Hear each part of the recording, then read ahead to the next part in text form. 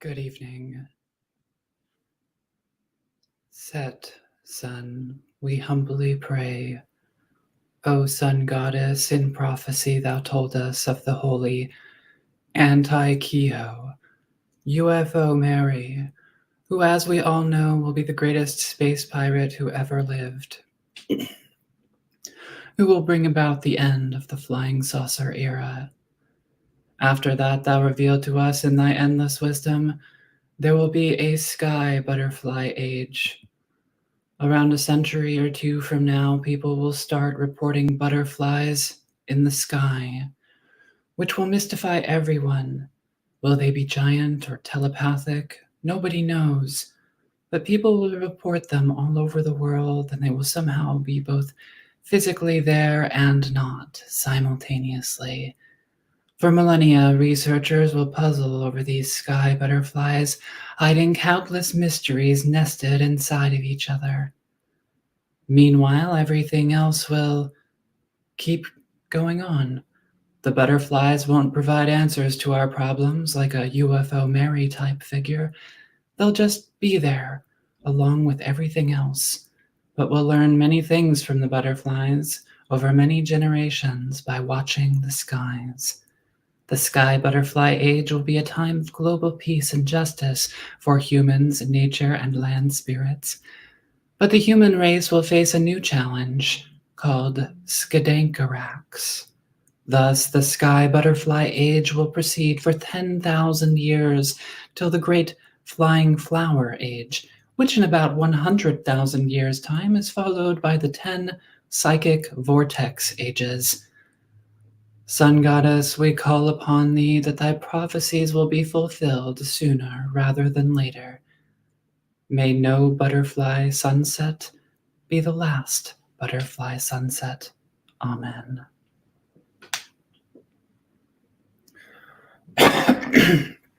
Excuse me. It's a big news week for foam fanatics everywhere, all one of us. And when will we finally get flying foam disclosure? Plus, what is the deal with UFOs allegedly monkeying with military equipment? Are flying saucers basically just telekinetic flying gremlins? Yes. And do you smell something? Well, unfortunately, it's probably just something in your place, because my apologies, but I must delay my sulfur piece yet again. Instead, the secret word for tonight is the.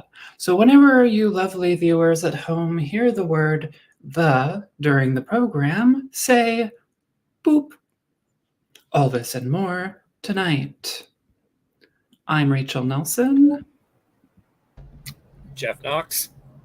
Luis Cayetano. Welcome to Ufo Sunset.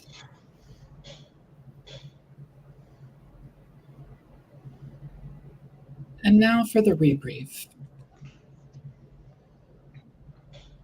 Excuse me. And now for Foam in the News, a rebrief special report on human-created foam pollutants.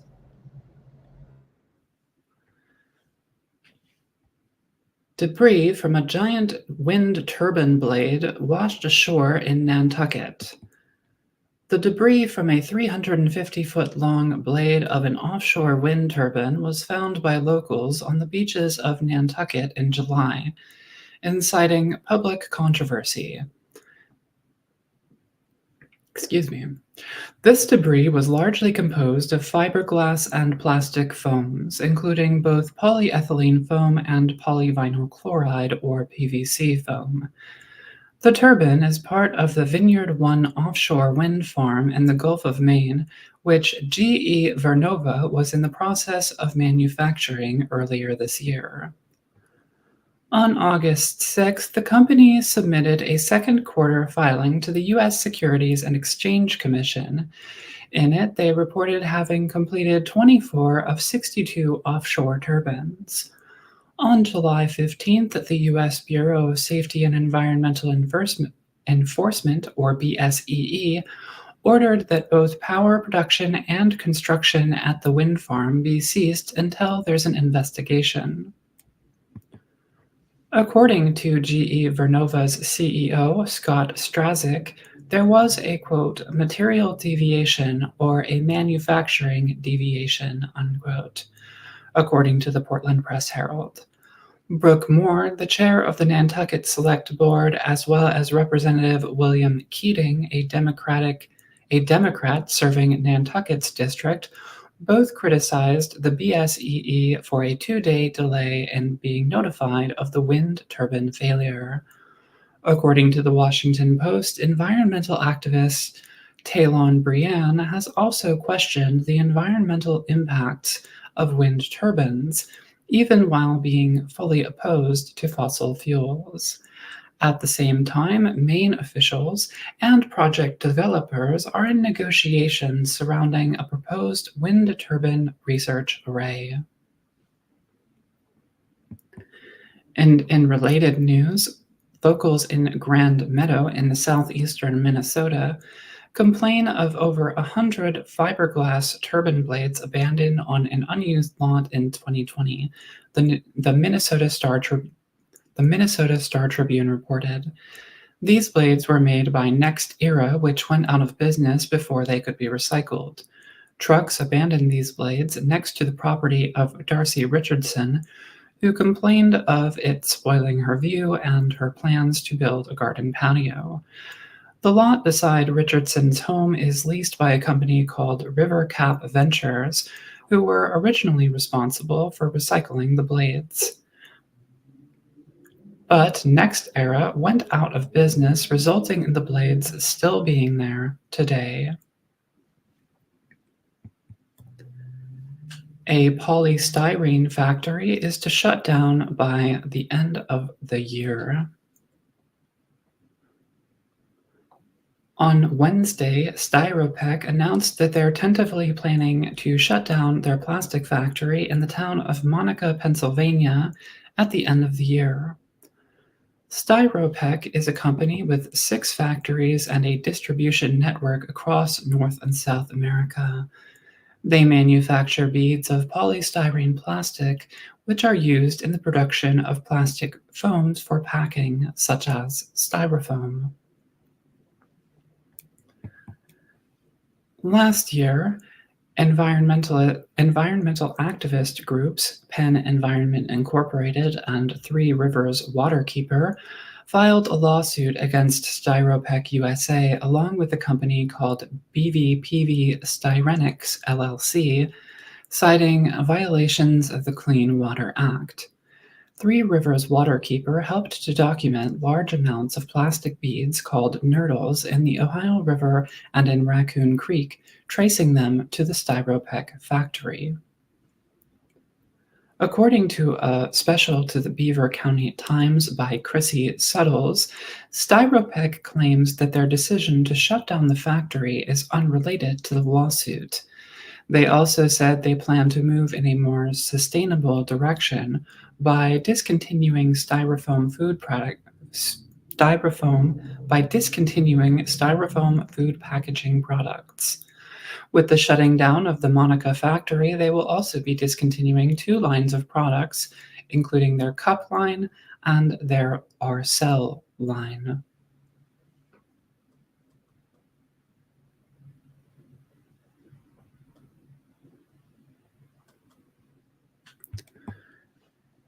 A foam flood spilled out of the sides of a Coast Guard hangar.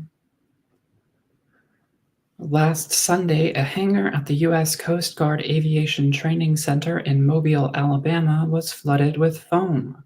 The expanding foam was intended to put out fires, but according to Lieutenant Earl Roberts, the foam was released due to a quote-unquote fault in the system.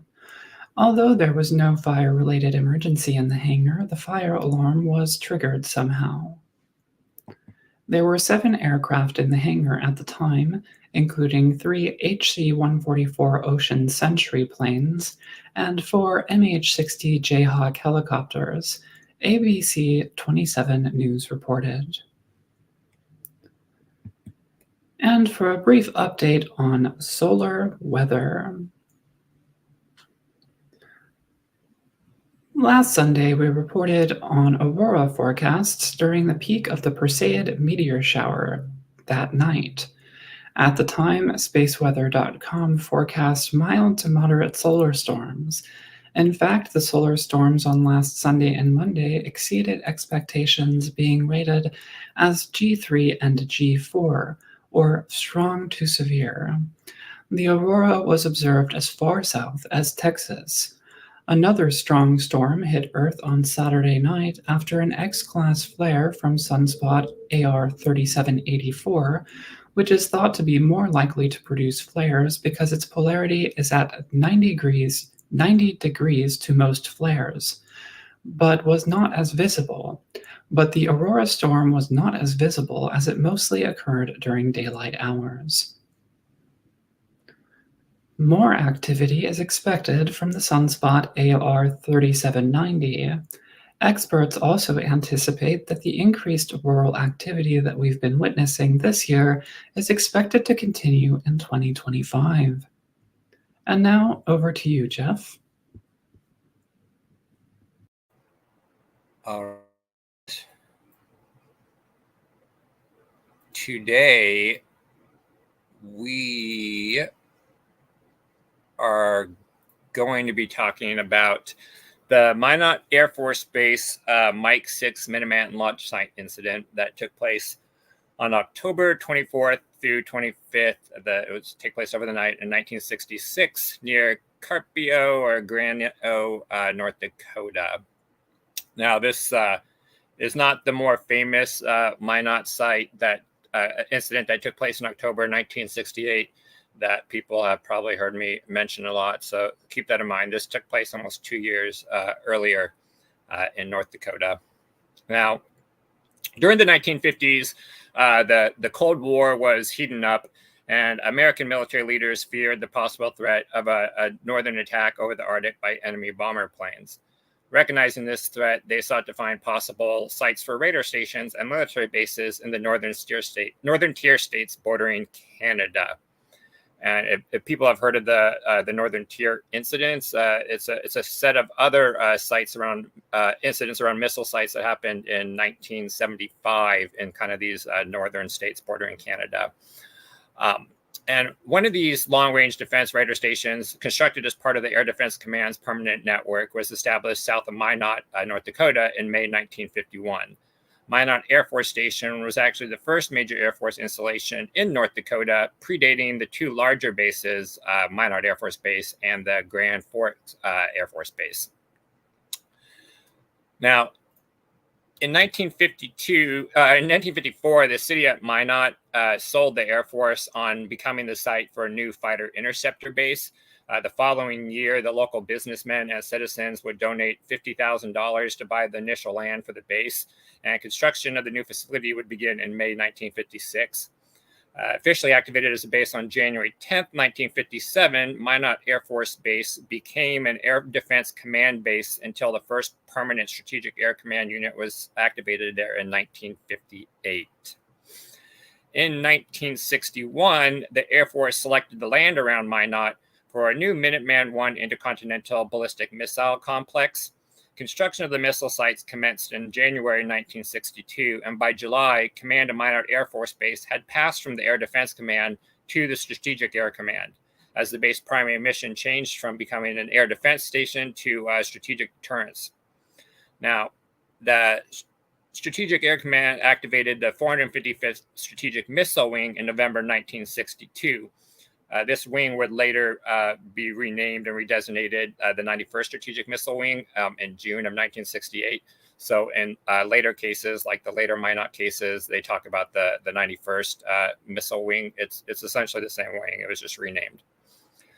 Now, in less than a year, on September 9th, 1963, the very first Minuteman I missiles arrived from Hill Air Force Base in Utah. Within 28 months, in April 1964, the 455th became combat ready. The fields in North Dakota were now implanted with over 150 silos, 10 launch complexes spread out over 12,000 square miles, ready to defend this country with a nuclear response if necessary. Now, an interesting side note, I guess, is that the Amtrak, when the train used to stop through the town, the conductor used to give them a little bit of history, and he would tell people that if North Dakota seceded from the Union, it would become the third largest nuclear power in the world. They would have they'd be basically like right behind the U.S. and Russia for nuclear weapons, because North Dakota has so many nuclear weapons and silos there. And not only do they have all these silos, Minot Air Force Base is not just one part of the nuclear triad. The nuclear triad, if people are not familiar, is you've got your ICBMs, you've got your nuclear submarines, and you've got your strategic nuclear bombers. And Minot basically is two parts of the nuclear triad. Not only do they have this very large intercontinental ballistic missile facility fields, they also were home base to B-52 nuclear strategic bombers. And so they basically had two parts of the nuclear triad going on in Minot. And it was one of the larger bases, actually. So many people and stuff worked in the Minot Air Force Base area. Out of all 49 strategic air command bases, it was one of the largest in the United States. Now, to kind of get onto our actual some background for the area, this Mike 6 incident took place about 7 months before the more famous Malmstrom Air Force Base shutdown case. That would be the Echo incident on March 16th, or if you believe the Robert Salas story, on March 24th. We'll get into that later. But this event happened about 7 months before that. And it's another incident involving a Minuteman missile system adversely affected during what was a radar visual sighting of a UFO in the missile fields in Minot Air Force Base, North Dakota. This August 24th through August 25th, 1966 case is documented in the Air Force Project Blue Book files and was investigated by Project Blue Book investigator J. Allen Hynek. He would later popularize the case in a December 1966 article titled "Are UFOs Real?" in the Saturday Evening Press. It was also investigated by Robert Lowe, Condon Committee Project Coordinator, who was involved in investigating the last case I did, the Alvin Moore case. He investigated this case with Hynek, and this case would be listed as Case 9 in the Condon Project's final report. In fact, in the Blue Book documents, it was suggested that this case could be the case that kind of kicks off the Condon Project's investigation into the topic. And I don't know if that was specifically the case or not, but it was Case 9 in the final report. But unlike other missile incidents, this one does not involve the shutdown of any nuclear missiles. In this incident, communications between a launch control facility, otherwise known as an LCF, and those nowadays are called MAFs, missile alert facilities. They changed the terminology, and I believe 1992, in the 90s anyways. But there's a launch control facility, or the MAF, and the base command post, and there was static between the mobile strike alert team sent to investigate the UFO and the flight security controller at the LCF. And so the communications were apparently interrupted by static. Now, like many sightings that take place over these missile fields, this case actually takes place over an abnormally long period of time, approximately 3.5 to 4 hours. And it involves multiple observers at widely separated distances and sites, with supposed confirmation by multiple radar systems. Now, on August 24th, this is the night, at 10 p.m., Airman 3rd Class Michael D. Mueller of the 862nd Combat Support Squadron is walking his post at the missile site Mike 6, which is the launch flights Mike 6. Those are the unmanned launch facilities that are underground with the actual missiles. And these security patrols, basically secure the area. And so he's out walking on his post when he witnesses a luminous shape about 45 degrees elevation in the northern sky. Now, the other guy that with him says 40 degrees, and that it actually varied between 0 degrees and 55 degrees. But so this object he sees exhibits limited lateral motion, and it always seems to come back to its original position. The object continually changed color from green to red to blue in turn. It seemed dim in relation to the stars. The guard, frightened, wakes his partner, Airman 3rd Class John M. Turner, He was due to relieve him in about an hour's time at about 11 p.m. They both watched the object for a while. Now, very few witnesses were able to actually discern any distinct shape to the object. Airman Turner had reported that when the object had moved in front of the cloud, he could see the changing colored lights, and they appeared to come from behind the object, and they kind of reflected against these clouds, created a silhouette. And he described the object as being round on top and bottom. A sketch of this object was drawn by Turner and is included in the Air Force files, and you can see it kind of on the slide here. Now, meanwhile, their captain, who they reported the site to over the base radio, sends out a strike team to the Mike 6 site and alerts the South Base radar crew, which is the Minot Air Force Station. By the time the strike team reached Mike 6 at about 11:20 p.m., and this is approximate, the problem we have with kind of reconstructing the timeline is we only kind of have approximate dates from the log of when these people showed up at the various times. We don't have like down to the minute or accurate sighting times for the actual when they saw the objects, etc. But the strike team basically arrives at 11:20 p.m. and the original object supposedly is gone. They don't see it.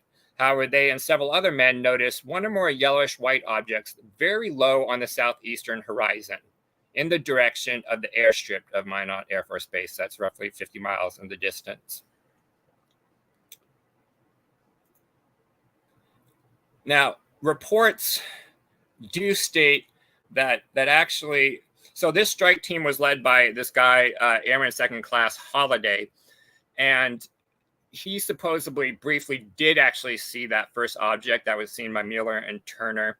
So when he was driving to the site in their Jeep or whatever their control vehicle, security vehicle they were using at the time, they were watching the white light as they approached the site. They could not see this, what was referred to as an unusually bright object that Mueller and Turner saw.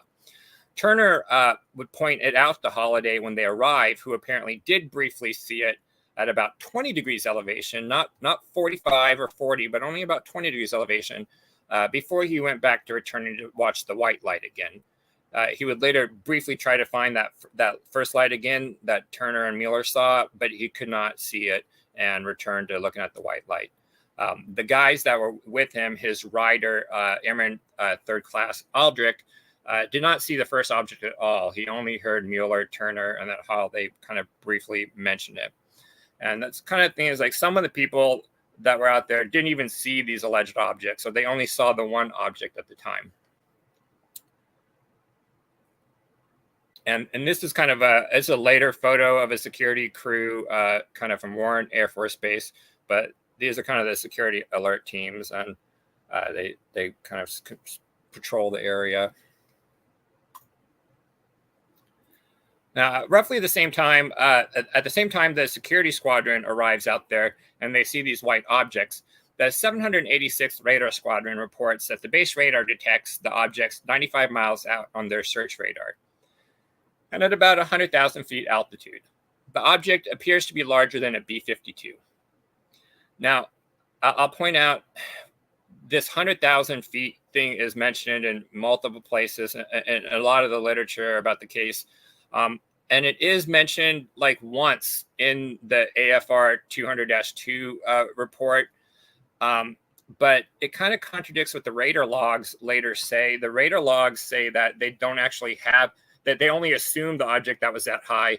And when the base contacted South Base in order to kind of get a track on, to figure out the height of the target, they were informed that the radar doesn't actually work at that height, and they couldn't tell them a height at that target. So I'm not sure that it ever really was tracked at 100,000 feet. At least it wasn't by the South Base radar as implied. But so as this thing is being tracked, rising and descending a number of times, it actually supposedly it rises between 2,000 to 8,000 feet. And as it's doing this, each time Major Chester A. Shaw, who is in charge of the Mike 6 missile crew, finds his radio transmissions are being interrupted by static, even though he's 60 feet underground in one of these launch kind of control consoles. And to kind of get a a better idea of how these radar systems work out there. They are basically using what's called kind of two-dimensional radar, not three-dimensional radar. So they had two different systems they would have to use in conjunction. They used what was called a search radar. And a search radar was essentially like a fence. It would look out in all 360 directions, and it could tell you the direction it picks up a target, and it could tell you a distance, but it couldn't tell you a height or any of that other information. So they would use that in combination with what's called a height finder radar. Now, a height finder radar, and this base was specifically using what was called the AN FPS 90, which is actually an updated version of an older radar called the FPS 6. And these height finder radars is once you have an azimuth, a direction that you know this target is coming, they target this height finder radar. And these are kind of what were referred to as nodding radars. They would basically mechanically nod up and down at that azimuth, looking for a target to try and figure out the height of it. And they would plot it on what was called a range height indicator plot, which essentially on the x-axis had the distance from the radar set, and on the y-axis had the height. And you would get a little plot there, and they could put a cursor on it, and it would give them a readout of the height. And in combination with what they got from the search radar, they could kind of figure out a three-dimensional coordinate of the direction and the height and range to these targets. And this is essentially what the scopes look like. That's actually an older model than they would have used. That would have been used like with an FPS 6. On the left there with your standard kind of range height indicator. And on the right is perhaps the more recognizable, what's called a PPI, plan position indicator plot. And that's basically your 360 sweep that you see that goes around in circles, and you see the little blips kind of pick up on it. Now, so more specifically what happened is South Base had been called saying, hey, we're picking up this target at 95 miles at about 357 degrees azimuth. Can you tell us the height? They pick up the target at about 355 degrees azimuth, 95 miles, and they pick up this height at about 2,400 feet. Later, they pick it up at about 4,400 feet, and it changes altitude every so often. It was observed going, like I said, between 2,400 feet and 8,200 feet altitude, but it didn't vary in azimuth by more than a degree or two. And the range of 95 miles per hour never changed. It was always at 95 miles per hour, always in the same direction. So this object was essentially hovering in the same place, except for the radar showing it changing in altitude a little bit. But unlike the 100,000 feet, their radar only ever picked it up from 2,400 to about 8,000 something feet. Now, at this time, as the strike team reports the UFO begins to kind of swoop and dive, and it appears to land about 10 to 15 miles south of Mike 6. And elsewhere in the literature, it says south of November 7th. Technically, they're sort of like next to each other, so depending on where it was, it could be both, I guess. But they see it land about 10 to 15 miles away from where they are at Mike 6. And they witness a glow from the area where the object appears to be.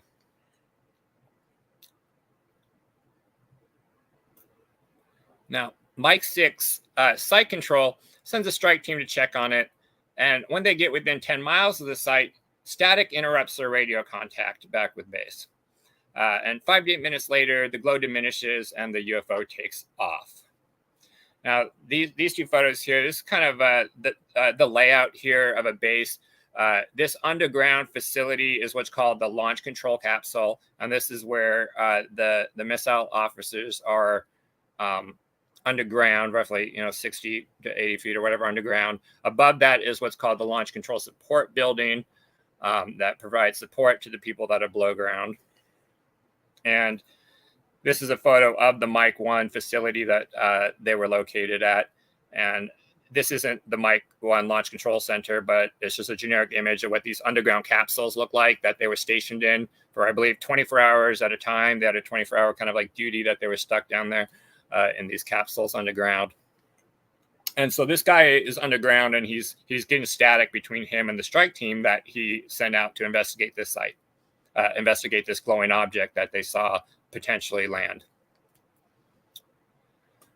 Now, at this time, another UFO is sighted by personnel, I believe the Mike 4 launch facility, and it's also tracked on radar. The first object flies underneath the second one, and the two objects disappear separately. The radar log actually reports that the white object went underneath the first object. So I don't know if they just kind of flipped that around, but it's kind of reported differently in different places. But basically, two of the objects, one object supposedly went under the other, and then they disappeared, one to the north, one to the south.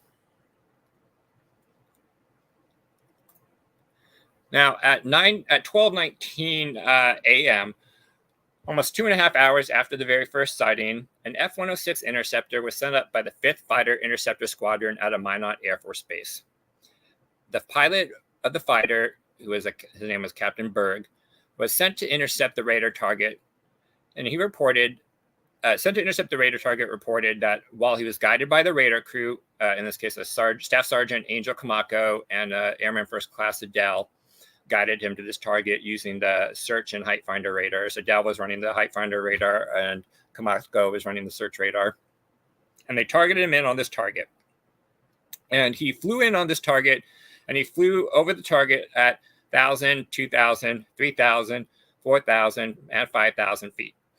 So if you recall, the radar targets they were picking up, they saw this object kind of like at these different 1,000 feet elevations. And so they send this guy out, and he flies in circular patterns at all these different elevations trying to pick up the target.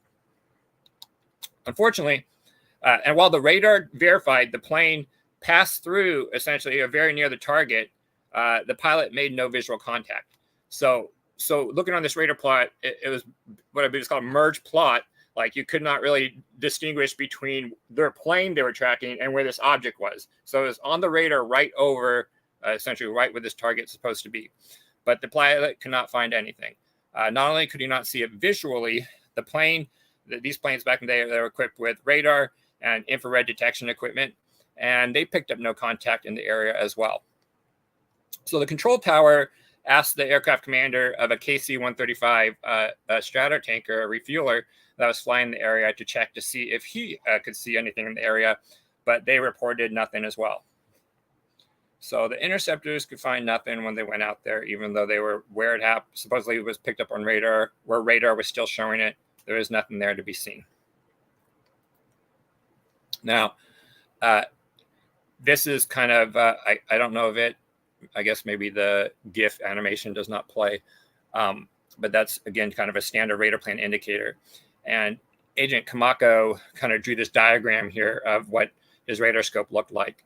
And as you can see, the center dot is where the radar station is. That first kind of circle is a 100-mile range. And you recall they kind of picked up this target at about 95 miles. That kind of dot where I put a red circle where the UFO supposedly is. The plane takes off from this other dot. That's Minot Air Force Base, which is north of where the actual radar station is. So that's why it's not the same dot as the main center. And the plane's track kind of flies out there, and he flies these it's hard to see, but he flies these loop-de-loops around at all these different altitudes to try to see it. Search radar operator Kamako reports that this target remains continuously on his radar until he's relieved at 3 a.m. in the morning. So it's on there all night long, apparently. And except when the fighter was sent out, it was an isolated target. No other aircraft, ground clutter, or noise pips were seen within 20 miles of this target at any point during the night. This entire episode lasts about 4 hours, and it's confirmed by two other missile launch sites, Mike 4 and November 7 near Mohall. And there are several witnesses. Unfortunately, supposedly there's witness statements somewhere. They're not actually in the Blue Book files I've seen. So I just have quotes I've got from other sources, and just want to kind of just list some of the general descriptions. Some of these other witnesses at the site kind of described the incident. The descriptions of the object were as followed. One of them described it as red, greenish, yellow, white, multicolored object, changing colors from red to green to bright yellow. Another said it was red, green, yellow lights. And the guy said large white yellow ball with red on one side and green on another. Another witness stated stationary light changes from green to orange to red, or a bright green light with a flashing red or green light around it. The apparent size of the object would appear to correlate with the change in color and the intensities that were witnessed. When the object was a white or yellow-white color, it would glow in intensity and appear to be very large. When it was a red or kind of a green color, it would glow dimly and appeared very small. In fact, many of the people that were, when they reported these objects kind of dimming or going out, is when they were kind of reddish colored. These objects also seem to follow a similar pattern of movement described by the various witnesses. One witness reported that the object would brighten, move laterally a bit, then dim, move downward, disappear, reappear, and then repeat in this sequence. Another witness reported the object would increase in brightness, move, then hover, go dim, then go out, then reappear, then repeat the sequence. Others reported it basically just glowing, a glowing hovering object that would change colors and intensity and then dim and go out. So Project Blue Book and the Condon Project essentially come to the same conclusion. And it's a conclusion I mostly agree with, that the initial radar targets and the white objects seen were just the aircraft coming in at the base. And they did get kind of a list of some flights coming in. And because we don't have exact times when the strike team saw these white lights, it's hard to match up exactly, but there were some flights that came in roughly in the same time period that these people could have been seen. And if you recall, these white lights were seen directly in the direction of the landing path of the Minot Air Force Base in the distance, and that they reported you could see planes that would come in on there on that path from those sites.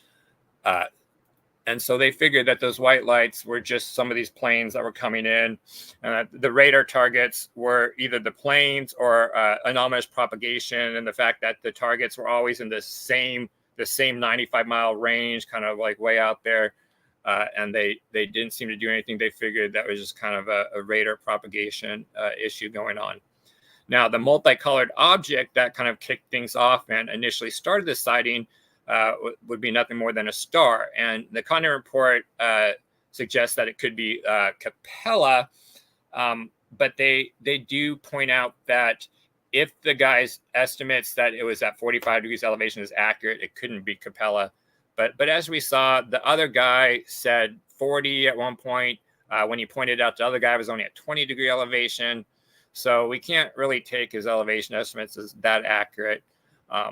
If it's not Capella, I still think that was almost certainly a star twinkling, and people were suffering the effects of autokinesis. If you look at those descriptions, the general descriptions I just gave you, that's textbook definition of people witnessing a star and experiencing autokinesis. Because when you stare at a star in the sky like that, and with no other background, it can appear to bob and kind of move around a little bit laterally, left and right, up and down. And it's pretty textbook star kind of sighting going on.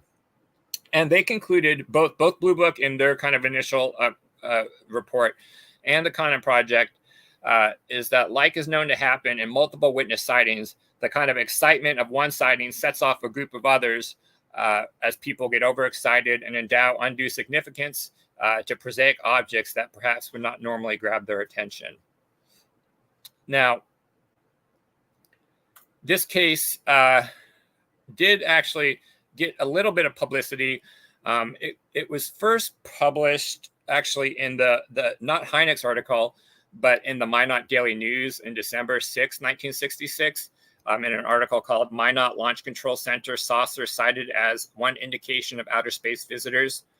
Now, they actually got the story because they referenced the Saturday Evening Post article, even though it hadn't come out yet. They had heard it was going to be published, and they went and asked the Air Force for confirmation of the story, and printed this article a little bit before Hynek's article came out. And Hynek, of course, would kind of bring the case to most people's attention in his article, Are Flying Saucers Real?, published in the Saturday Evening Post on December 30th, 1966. And he would open up the article with this case where he he gives a description pretty similar to what I just gave you guys. He says, on August 25th, 1966, an Air Force officer in charge of a missile crew in South Dakota suddenly found that his radio transmission was being interrupted by static. At the time, he was sheltered in a concrete capsule 60 feet below the ground. While he was trying to clear up the problem, other Air Force personnel on the surface reported seeing a UFO, an unidentified flying object, high in the sky. It had a bright red light, and it appeared to be alternately climbing and descending. Simultaneously, a radar crew on the ground picked up the UFO at 100,000 feet.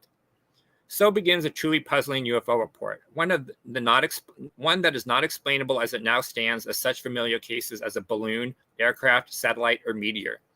When the UFO climbed, the static stopped, stated the report made by the base's director of operations. The UFO began to swoop and dive, and it appeared to land 10 to 15 miles south of the area. Missile Site Control sent a strike team, well-armed Air Force guards, to check. When the team was about 10 miles from the landing site, static disrupted radio contact with them. 5 to 8 minutes later, the glow diminished, and the UFO took off.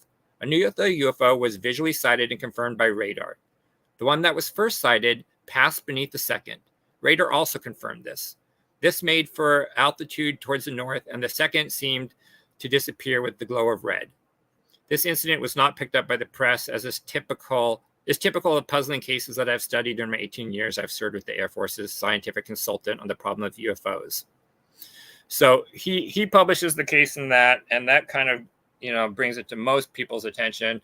And this is one of the few cases where we actually have like blue book files like on one of these. A lot of these cases we don't actually have any files or investigation, honestly, because they probably never actually happened. But I guess we'll talk about that a bit later. Raymond Fowler would kind of add on to this case and add a little bit more detail when an article would be published in the Christian Science Monitor in December 1973, titled "Air Force Sternly Denies the UFO Minuteman Incident." Now, he actually got in a little bit of trouble with his employer for this article that he was interviewed for. They kind of were mad and felt he was talking out of turn, and I guess even threatened to fire him at one point anyways. But Raymond Fowler was a project supervisor for Sylvania Corporation on a Minuteman missile program near Boston. And he was also chairman of the Massachusetts subcommittee of the National Investigative Committee on Aerial Phenomenon, NICAP. And is a pretty well-known UFO investigator, well-known for bringing kind of the Kingman case. A lot of cases he was kind of the main guy on. And he wrote several books, UFOs, Interplanetary Visitors, Case of UFO Investigator, UFO Testament. Pretty well-known UFO guy. And while he was working for Sylvania, he kind of had the opportunity to speak to some colleagues and military personnel who worked and manned these Minuteman sites in North Dakota and Montana, who would sometimes feed him UFO reports kind of related to incidents. And one of these Air Force officers that he had spoke to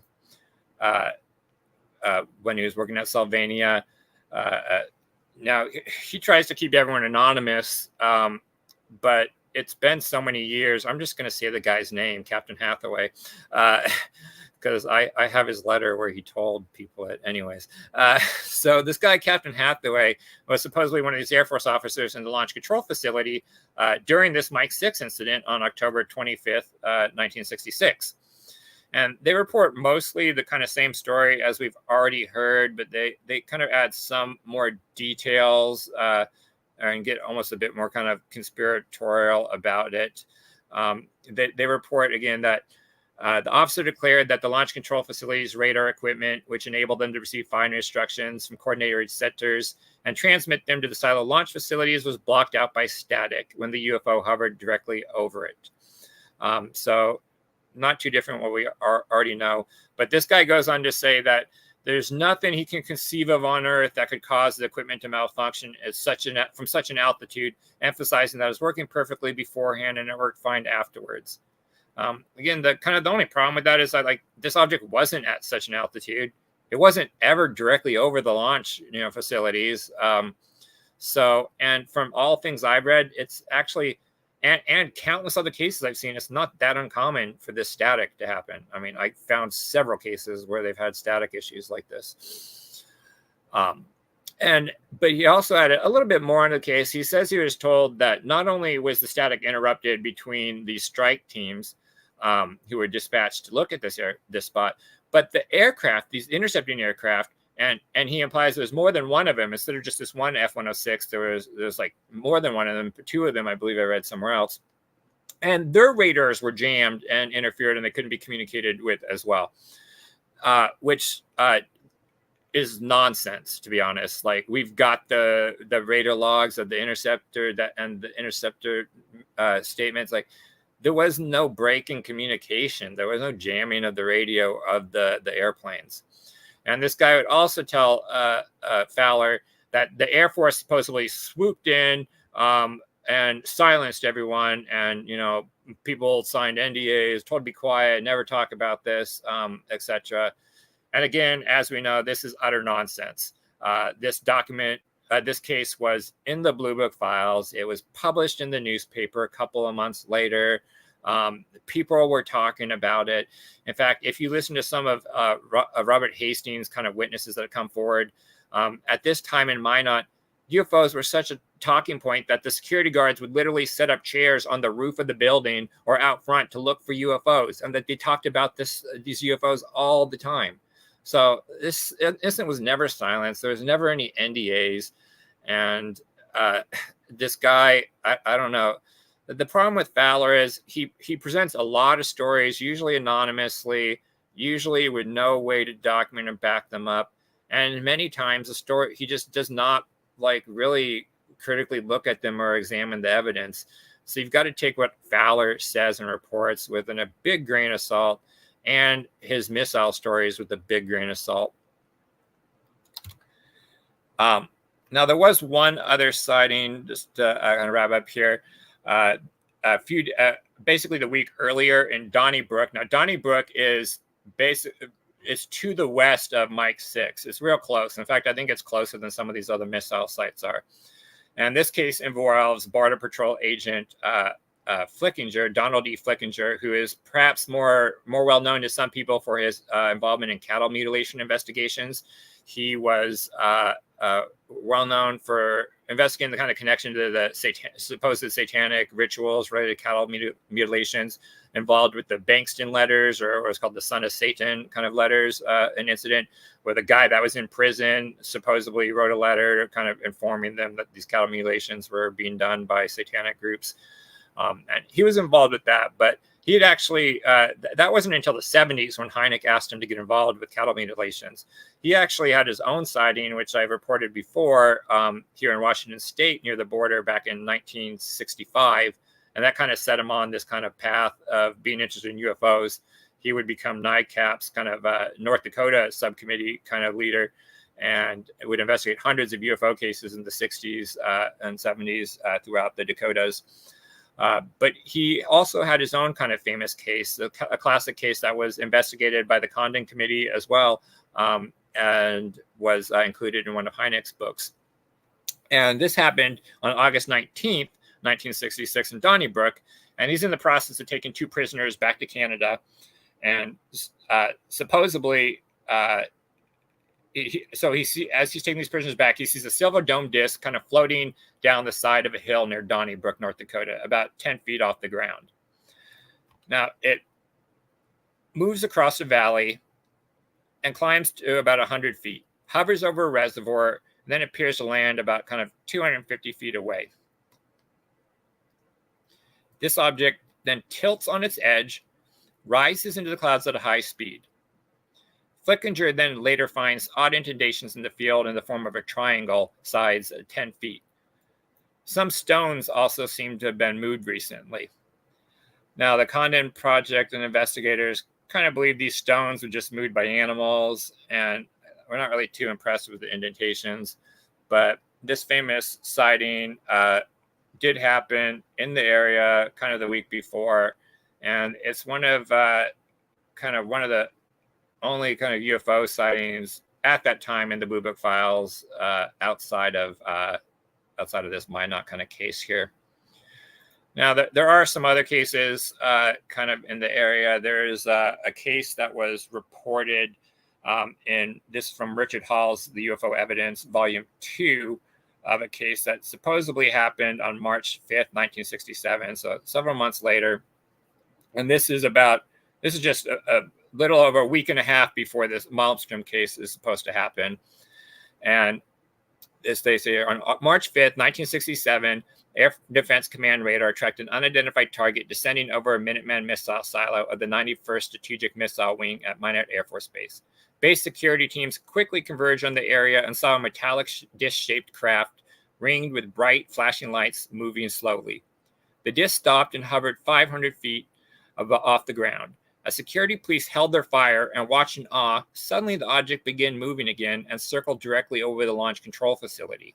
F-106 fighter interceptors were standing still on the flight line, waiting impatiently for an order from NORAD to scramble. When the order was not forthcoming, base operations decided on their own to scramble the interceptors. At that moment, the UFO climbed straight up and away at an incredible streak of speed. Now, unfortunately, like with this case, the source on it is none other than Raymond Fowler in his book, Casebook of a UFO Investigator. And we don't know any names or any other details, and there's actually no case that happened on this date in the files anywhere. I believe the nearest UFO case was like 2 or 3 days earlier, kind of near Mohala or Velva. So again, there's no evidence this case happened. We got no records for it. And if you look at it, it seems fairly similar to the case we just talked about, with just some more extraordinary details about, almost firing on it. But they sent out the F-106 planes. Only this time, instead of not finding it, it evades the planes at high speed. And this isn't actually the kind of only story from the area, from the time period. There's another very similar story. There's a story told by a guy named David Shore, and he doesn't remember the exact dates either. He just says it's 1966, 1967. Again, very, very kind of similar, only in this case, supposedly the missiles got a launch in progress indicator saying that they were going to go off. But apparently there's an error and then it didn't happen.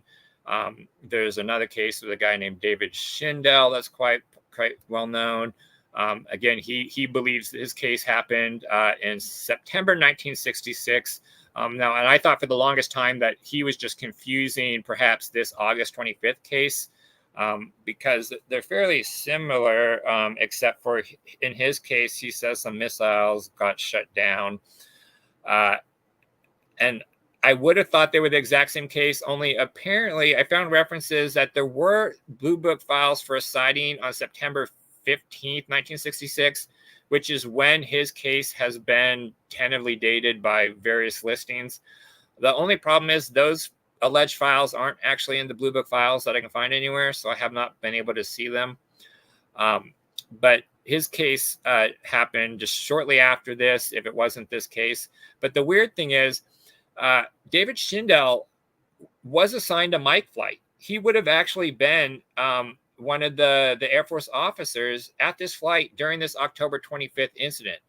So it's very odd to me that he doesn't seem to, he mentions this case now, but he didn't seem to remember it like originally. And even Robert Hastings is a little like confusing on whether or not they're the same cases. In fact, on his website, he implies the case we just talked about, this October 25th case, could be Schindel's case. Like, we just don't really know, because Schindel, like a lot of these guys, don't actually have any documents or evidence to support their cases. They just remembered them 30, 40 years later after hearing some of these other kind of stories. So there's a lot of stories kind of around this time period. This is one of the only cases where we actually have the documentation to say it actually happened. And I have a feeling some of these other people are kind of just remembering some of these cases that did happen and are adding some of these more fantastical elements onto it later on, because of bad memory 30, 40 years later. And that's why there's no evidence of their cases happening when they believe they happened. But there are cases that are similar, just not quite as amazing, that happened around the same time period, that I think that's what they're kind of confabulating from.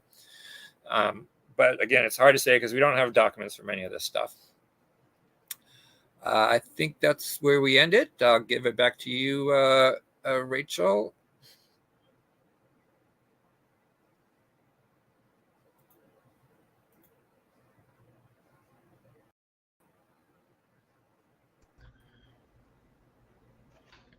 All right, that's my cue. So I'm going to talk about the something called the F-19, which was a sort of hypothetical look at what the stealth fighter that the US was developing back in the 1980s looked like, but it wasn't actually, didn't really bear much resemblance to what actually was being built. So this is the F-117 stealth so-called fighter. It's actually a tactical bomber. It was used extensively in the 1991 Gulf War. It actually was first used in the operation in Panama to overthrow Manuel Noriega, but it really was much more successful in the Gulf War. But you can see it's sort of a diamond or faceted shape to deflect radar waves. And then let's go to the next one, please, Rachel.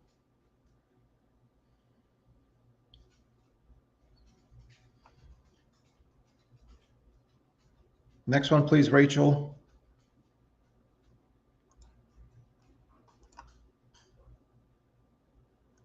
Yeah, this is the B2 built by Northrop. The F-117 was built by Lockheed Skunk Works, but this one's built by Northrop, or it was built by Northrop. There's actually a replacement for this now called the B-21 Raider. And but this one is actually the most expensive aircraft ever built, and it's got a flying wing configuration, and it uses like smooth surfaces because the computers were getting better, so they could calculate how radar waves could be deflected while still maintaining a more aerodynamic shape. And so those are the actual stealth fighters or bombers that were built. And then there's a F-19 stealth fighter, which was sort of a toy. It was actually shown in toys and video games, but this is by the Testers Model Company, which makes model aircraft. And it looks nothing like the F-117, as you can see. It's got these canards on the sides. It's got inward canted rear fins, while the F-117 has got outward canted fins. And it's got some things which were correct, like the way that they shielded the exhaust to reduce the infrared signature. But that could have been actually leaked information, or they could have known something about the program and then incorporated that into this toy design. In fact, this whole these toys were actually part of a political wrangling between the state of Nevada and the U.S. Air Force at the time. There was actually a U.S. congressman, a representative for Nevada, who, in a congressional committee, I think he actually held up one of these toy model kits, and he was complaining that these companies knew more about the stealth program than the state of Nevada did. But it wasn't really true. Let's go to the next one, where you'll see some more views of that aircraft. So so the third one on the top there, that box, it shows, I think, the rear, sort of this flat shape for the exhaust, which is kind of accurate to what the F-117 and the B-2 actually have. So that could have been some actual information that was used. And also the inward canted rear fins here that you can see, those actually were present on the Have Blue demonstrator, which was a kind of demonstrator model before the F-117 itself. And they were testing out like the stability and the digital flight control systems and stuff like that. That one actually did have inward canted rear fins, but then the production model had outward canted fins. And the basic shape is really very different to the F-117. And you can also see in the bottom right there, the exhausts, how they're sort of flat to disperse the and reduce the infrared energy. Next one, This is just another view. This is a completed F-19. Looks kind of cool. And then the next picture shows a artist's depiction of the F-19. This one kind of is reminiscent. This picture is sort of reminiscent of a reconnaissance mission. And there was some speculation that the stealth platforms were being purposed for the reconnaissance mission, maybe to replace the SR-71, which was nearing its service by that time. It was briefly, the SR-71 was briefly resuscitated in the 1990s, but then it was definitively put out of service.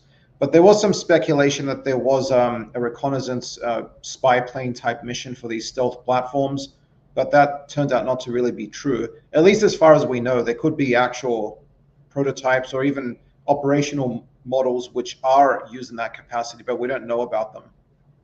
Although some drones which are used for surveillance and reconnaissance do have stealth characteristics, there's no manned aircraft with those features that we know about that's currently operational. All right, and this is a toy. Oh, just go back, please. This is a toy, no, forward. This is a toy from the radar, what's it called? The Ring Raiders, which is a toy line, which is kind of forgotten now, but it was like a action toys for kids back then. It shows an F-19 type aircraft. So these did make their way kind of into pop culture and things like that. And if you go to the next one, please.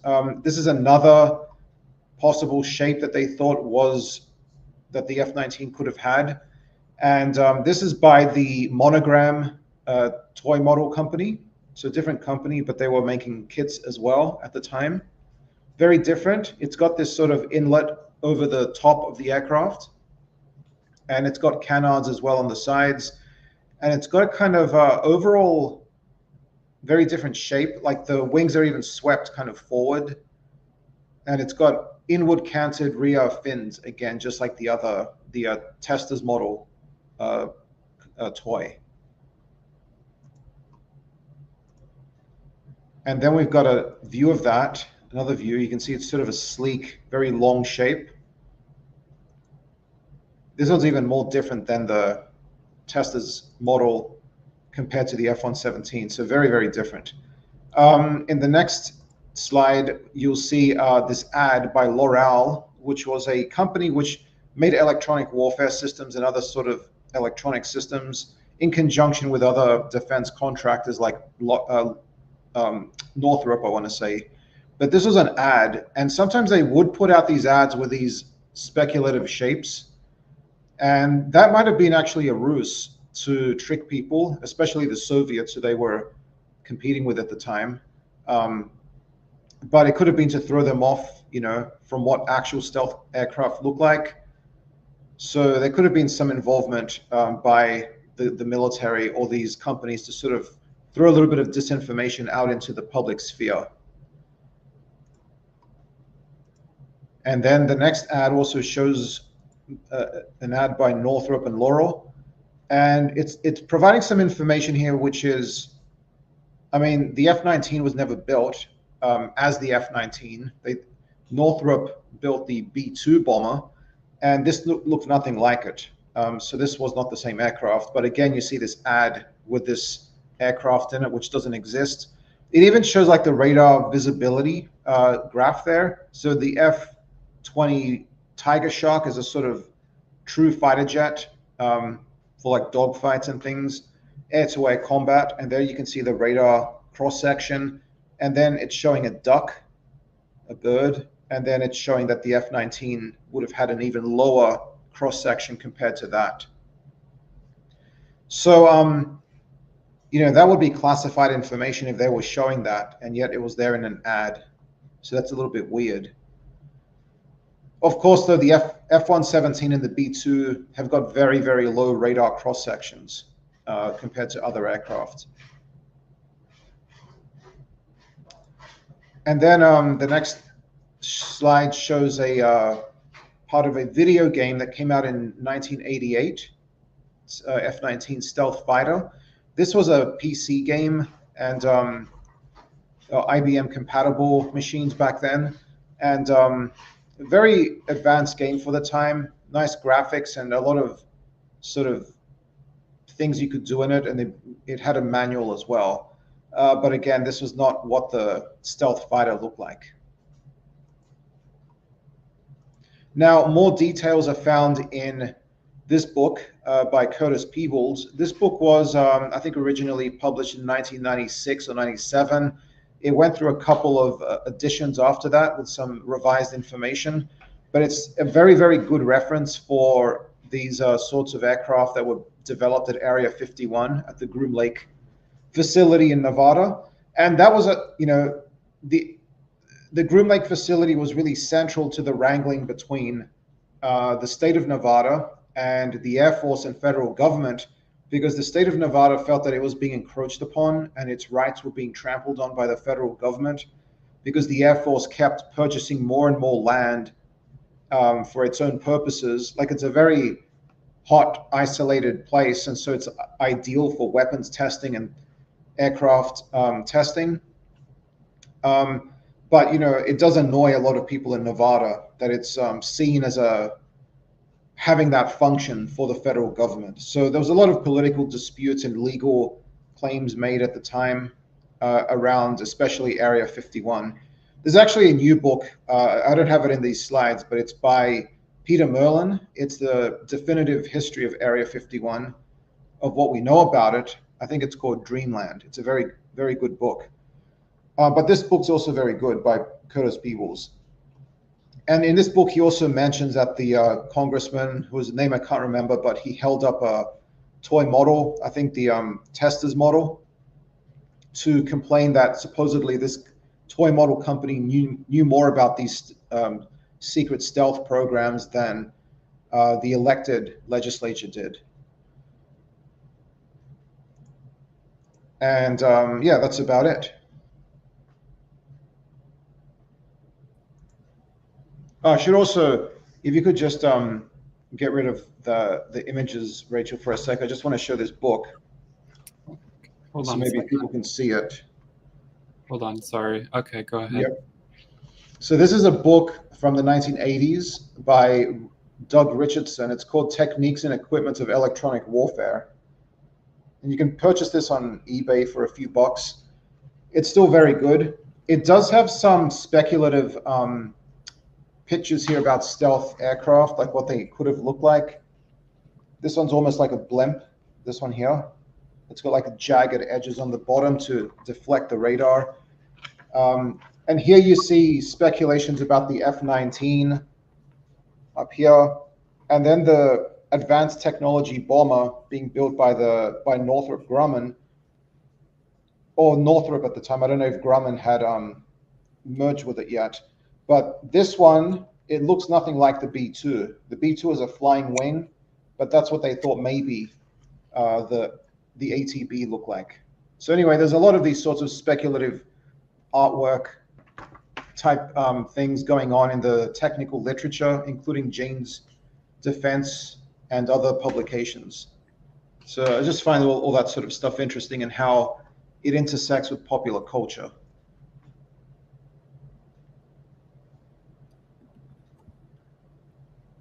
Okay, it's time for Ufos Book Club. It's going to be led by Luis. Yeah, although maybe Jeff could lead the discussion about the Robert Salas case, because he knows more about these cases, although I can just give a very brief overview of that. Well, no, you go ahead, Jeff. I'll talk about chapter 4.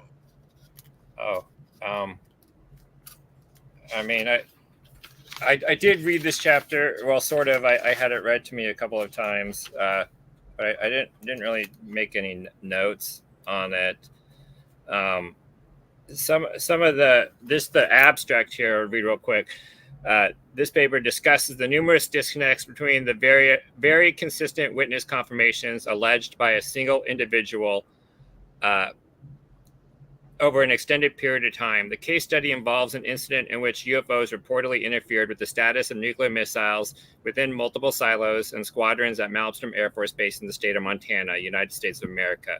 These differences later proved to be the key factor proving the falsity of the claims because they ultimately provided sufficient cause to interview all of the witnesses separately, a resolution that was impossible to assert when the case was first described due to the anonymity of the witnesses discussed. Anonymity should always provoke doubt.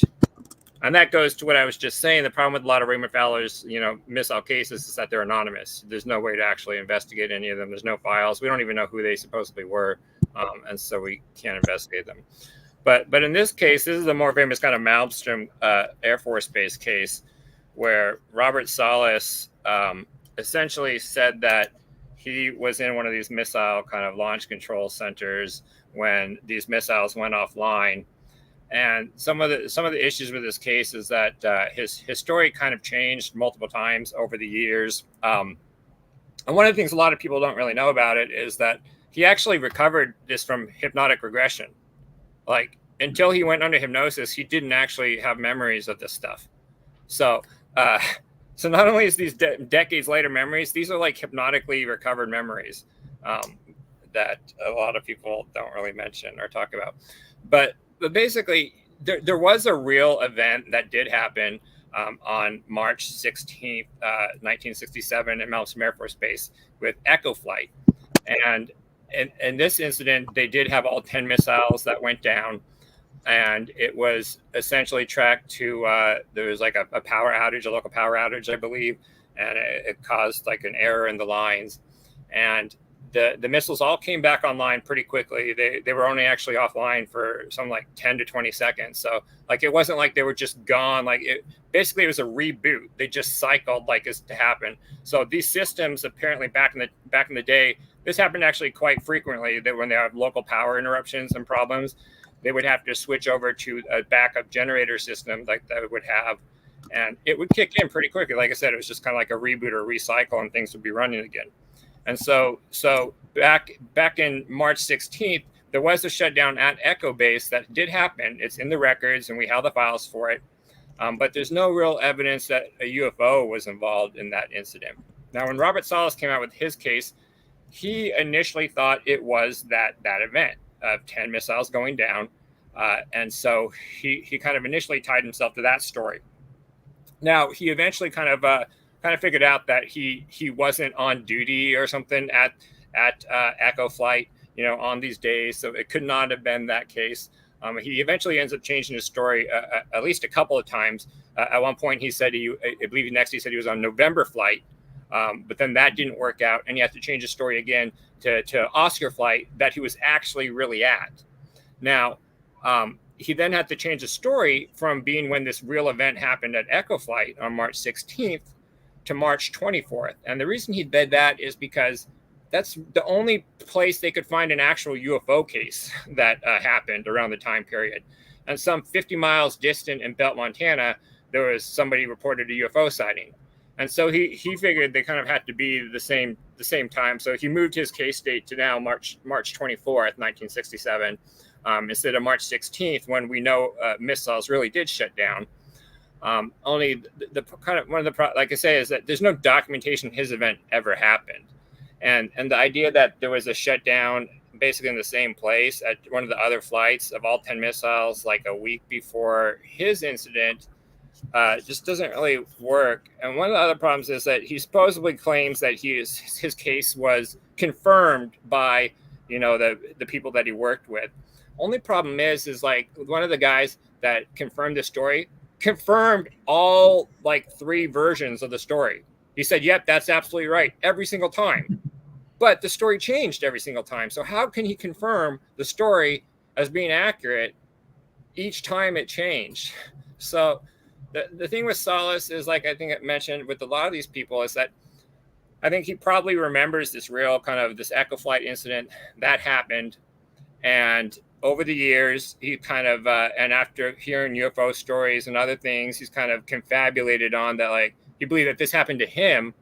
And then when the details really didn't work out to match with this incident, he just started to hone and change the details over the years until, he came up with a case that he now presents that he was at Oscar Flight. Oscar Flight lost 10 missiles.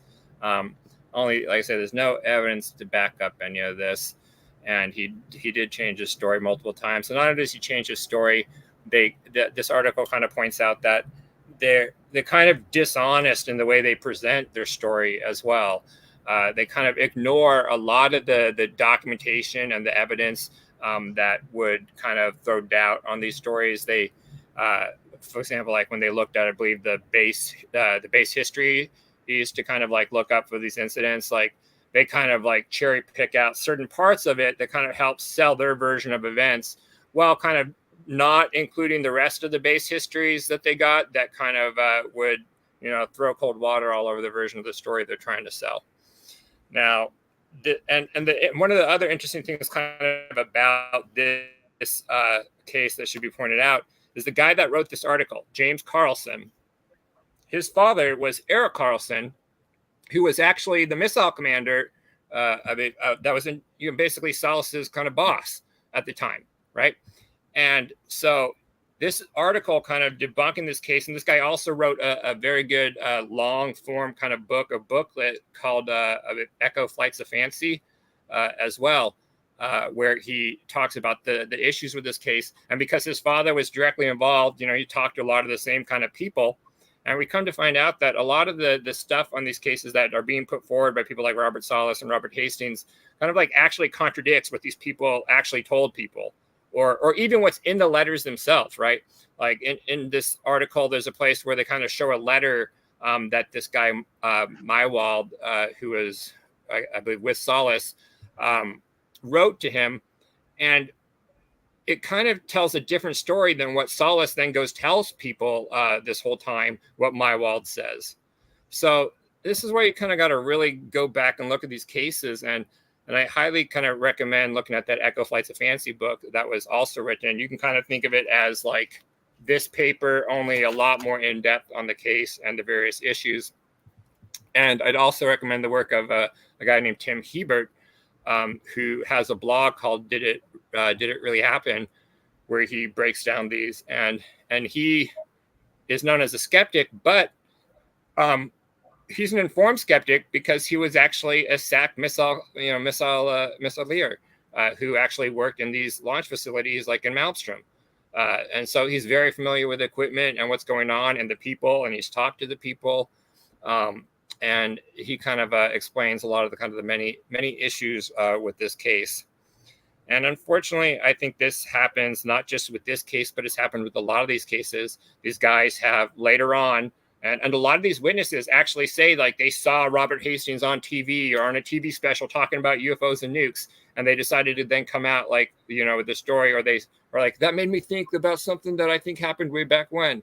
So a lot of these guys, like, they're only coming out decades later after they've already kind of heard these UFO stories, and their stories tend to be sometimes very similar to events that really happened, just a bit more, kind of fantastical, and they kind of add stuff onto it.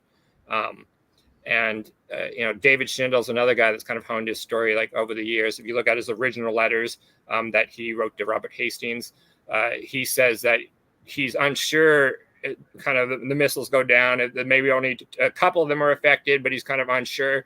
To now, if you listen to him talk in the Citizen Hearings Disclosure in his book, it was 10 missiles that got shut down, and he's got all the details. And so these guys, like, they start off with vague memories of these events, and then kind of through confabulation and then like hearing these other stories tend to add and build onto them. Unfortunately, there's no real evidence a lot of these events happen. There's no files. All these guys claim that they signed NDAs and the cone of silence was put on them and they can't talk about it. And in this case, actually, about NDAs, like Robert Salas claims, they were told they couldn't talk about it. Well, they actually talked to the people that his kind of base commander and whatnot. And he said, that's nonsense. Like, the OSI never came and investigated. There was no NDAs anyone had to sign. So all these people, they all have very similar stories. They all claim they were told to keep secret and told to keep silent. They signed NDAs. Only, as we've seen, that's bogus. They were never signed NDAs. Most of these people the events likely never even happened. There was a real Echo flight shutdown. There was not an Oscar flight shutdown. Robert Salas's event never happened. And also, didn't Salas at that press club that was formed by Stephen Greer back in the day? I think, was it Stephen Greer, or it was somebody at a press club? Yeah, well, there's the citizen hearings, disclosure hearings that were like in 2013 that were done that even Corbell had some involvement with. But yeah, there's the original ones. And then there was a more recent one that they also did, I think 2021 or something, where Salas was at. And David Schindel was also at. In the earlier one, Salas was presenting these documents, which he was trying to pretend were declassified, or that he was leaking them. But in fact, they'd already been declassified like years later. He just changed the cover. Yeah, they were declassified like in 1979 or something like that. Like as just a part of normal standard declassification process. Like there was nothing really secret or classified like about them. And yet he still like had details on that new cover that he put, which made it clear that this was a long ago declassified document, which sort of shows like a level of contempt for, the people listening to him. Yeah. The other thing was, what was the company that was in charge of like the systems at that base?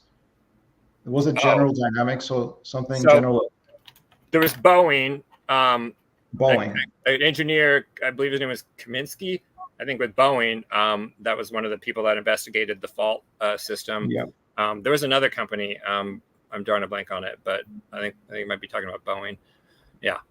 So, and like I say, it was a fault that just kind of happened. And all these guys make a big deal, like, these are our secure military systems. This stuff does not happen, like, at all. Like these systems don't go down. Like, only actually they do. And in fact, from what I've read, it wasn't uncommon for at least a few missiles to be down at a time, and they also kind of regularly had issues with these power systems and like power faults and problems, and then things needing to be reset. I think a lot of people tend to think our equipment is more reliable than it really is. Like, I'll point out, like, they would brag that their uptime was 95% on the Minuteman missiles. So that meant 5% of the time there was missiles down. So there's always missiles that are going down. What's uncommon is for 10 to go down at a time. And the only time we have proof of that is the Echo flight incident. That was pretty rare, but they were able to figure it out. Yeah, and it never happened again, apparently. Yeah, and that's the thing. Like, in one of those conferences, they talk about how they kind of speculate on, did the Air Force fix the system to prevent these UFOs from doing it? Like, no, I don't think these UFO sightings has anything to do with it. It was just common problems in the systems as they upgraded. Like, systems need upgraded. Like, our radar commonly had lots of issues. One of the reasons they upgraded the radar at Minot and elsewhere was because, like, Project Lamplight with the MIT Lincoln Lab kind of determined a lot of the old SAGE radar systems being used in the 1950s, where we get a lot of these great radar cases, supposed great radar cases of these fast-moving objects, had a lot of serious issues. They were quite easy to spoof and to create problems and false targets and all sorts of issues. And that's why they upgraded to these, what was called frequency diversity radars that they used in the 60s. But even those, were kind of older systems. So all these systems are kind of old and they had issues. They weren't perfect. And it doesn't mean a UFO is involved. And in this case, there's no evidence of a UFO being involved in the shutdowns. Mm-hmm. But yeah, they changed one of the couplers or something, and they didn't happen again, really. So it wasn't an issue. So you mentioned a cone of silence. I was kind of wondering, is there actually like an official cone of silence? Like, when you go to the Pentagon, do they like give you a cone or something to wear on your head or something like that? It's one of those dog cones that you put on your neck so you don't chew yourself. Yeah, Robert Salas needed one of those. And one of the books I actually used in my research was Salas's kind of first book with James Klotz, who is talked about a lot in this paper by Carlson, Fated Giant, because he kind of opens up the book talking about this Minot case I just talked about, but it's mostly about like the Malmstrom and other cases.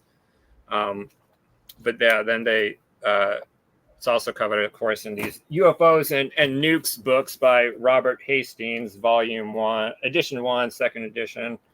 So yeah, there's lots of these cases. Only, like I say, a lot of them we just don't have paperwork or documents to. And in the case of this is really probably the most famous event, the Robert Salas event that was even brought up in the UAP, that first congressional hearing on UFOs. They kind of bring up his incident of this kind of red dot, the red dot above the silos or whatever. But sadly, like I said, there's not only is there no evidence to support it, I think the evidence is quite strong. It never happened. I think, people like James Carlson and whatnot, and others like Tim Hebert have quite clearly laid out that he's confusing the real Echo flight incident for his Oscar flight incident. And I would argue not only that, I would go even farther to say that they're being dishonest about it. Like they're not just confused, they're kind of intentionally misleading to promote their own narrative of the case. So, and some of the people who he cites as supposedly corroborating his story, they're dead now. They don't. Yeah. Oh, yeah, they're dead. So one, we can't talk to them, and even some of those people like Mywald and whatever that other guy's name was, supposedly actually don't corroborate his story. So like they just kind of cherry pick parts out to use as corroboration. But because they're dead, we can't go back and say, well, they're saying you don't think this, you think something else. Can you confirm? But they're dead. So.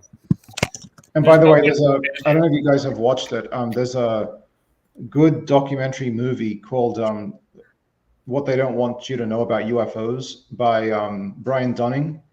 Yeah. And there's a part there about the Salas case, and they talk to a former missile man.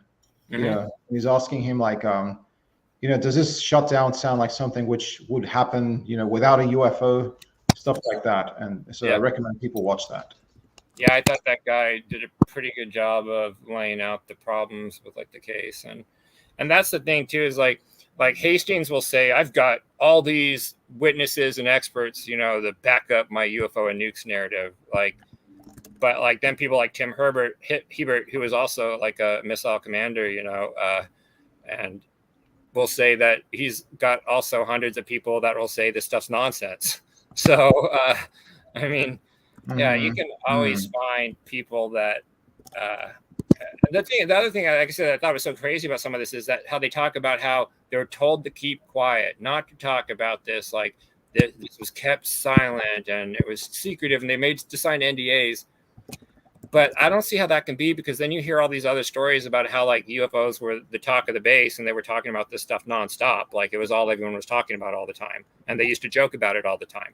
In fact, I heard that it was actually a joke at Malmstrom. People used to joke that, oh, I see a UFO out there. I see a UFO out there. Like people used to pull people's legs like doing that. So, I mean, this idea that like the government came up and silenced these incidents, I don't think has any credibility. Like I think these people are just confusing things. And even people like David Schindel will say that like, it's almost like my memory's blank of what else happened that day. I just don't remember anything else after that event. And they told us to stay silent. Like they really play up this kind of like conspiratorial cover up kind of angle that just there's no evidence for. And based on and a lot of counter evidence that was nonsense, because people were talking about this stuff like all the time. So, yeah, it's weird. I just don't think that. I'm not convinced that there's really a real connection between UFO sightings and nuke bases and military bases. I think a lot of the statistical studies people have tried to do to try and come up with a correlation have a lot of like issues. Like for one, there's many reasons why people might be watching the sky in these areas more, because they're military facilities and people are more alert, and so they might see things more. And the other issue is sightings don't mean UFOs. Just because people report seeing stuff doesn't mean there was actually a UFO there monitoring anything. So I'm not really convinced of the connection. Plus, you also just got the fact that the vast majority of the U.S. is within so many miles of a military base or facility of some kind, right? Like, so most of the U.S. is nearby some sort of military facility out there. So I'm sorry to interrupt you, Jeff, but there's someone in the chat named Kenneth Vitato who is claiming that they were there for a UFO incident in 1975 when UFOs crossed the dew line. Just wanted to comment on that. Does anyone have a response to Kenneth here? I mean, like I say, there was a lot of sightings kind of in mid 1970s, like as well. Like there is some like the Pine Tree Radar Network sightings. I'm not familiar with that exact event. I don't know if that event that he's talking about is in the literature at all or not, but okay, well, I guess we'll have to look into it. Yeah. See if I can figure anything else out. Yeah, and the next one is about abductees. So this guy, Peter Huston, who was an author, he's written some books about like UFO and paranormal scams. And he's gone to conferences and things like abductee conferences. So he talks about his experiences, admittedly anecdotal, but still he conveys what impressions he had about Betty Hill, Richard Price, and attending a Bud Hopkins Foundation or Intruder Foundation conference for abductees, people who think that they were abducted by aliens. And he's just basically giving his impressions of these people. So he starts off with the Hill case, or Betty Hill, because he visited her. She was already quite old by then, but he found her to be very pleasant and friendly, and he liked her a lot. But she was saying some really far out stuff. She had started, or I guess way even before that, she had started to believe that she was seeing UFOs everywhere. Especially in New Hampshire. And basically she was just seeing street lights and lights in the sky, but she was being fireflies. Yeah, I think there's cases where people were with her and she's like, these are UFOs, and like, those are fireflies. Yeah. But yeah, she was quite gullible in that respect. Yeah. And oddly enough, she came to very much doubt hypnotic regression, except when it came to her.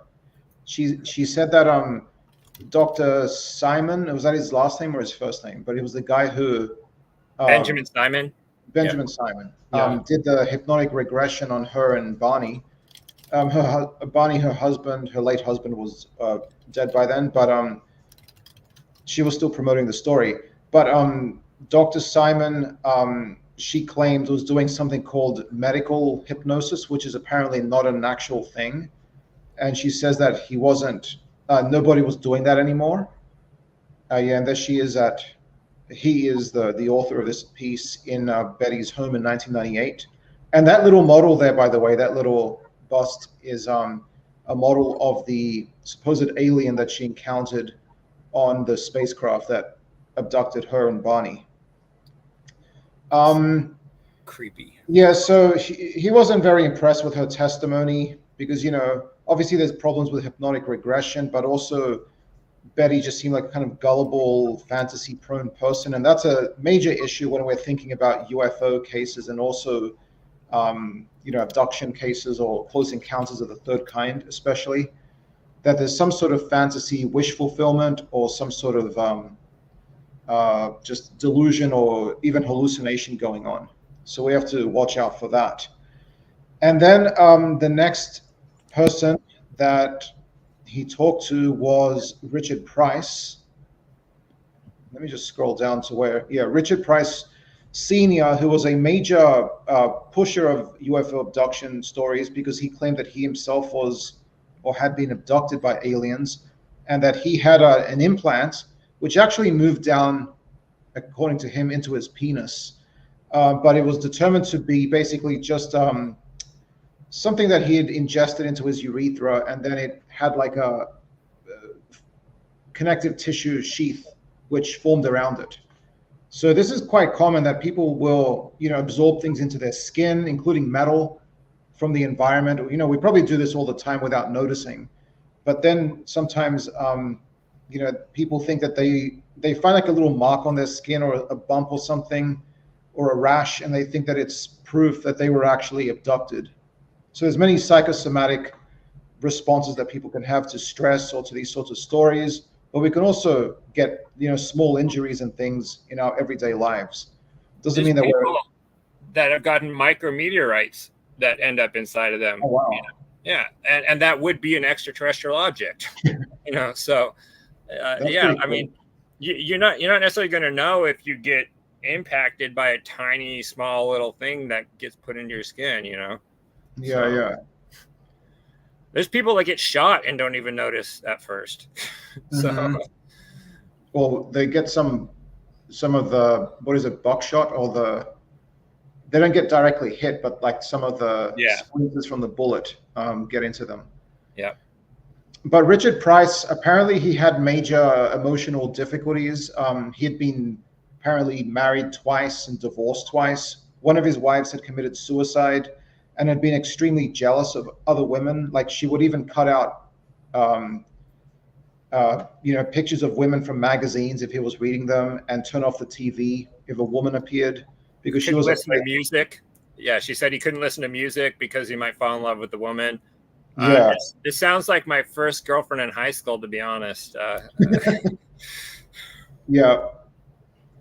Well, yeah, and I wouldn't survive because I'm in love with Stevie Nicks. But yeah, so he's homeless, basically. He's a homeless. Yeah, he was homeless, and he met a woman who was like a new age type person, and she had helped him with some stuff and introduced him to this skeptical organization in New York who was doing sort of public lectures at libraries and things like that for the benefit of the public, to learn more about science and how to be skeptical. And there was some discussion about whether to include him in give him like the chance to do like a guest lecture, but they decided against that, and that it would actually be exploitative if they did let him do it, because it would be seen as sort of bad faith. Like, here is a believer, and maybe people would see that as not good because he's sort of an extreme case of like emotional difficulty, and so are we just using him to paint all experiences or abductees in this light? So it was decided that they wouldn't have him on. Plus, there was a woman who was not interested in hearing about his penis, so that was another thing.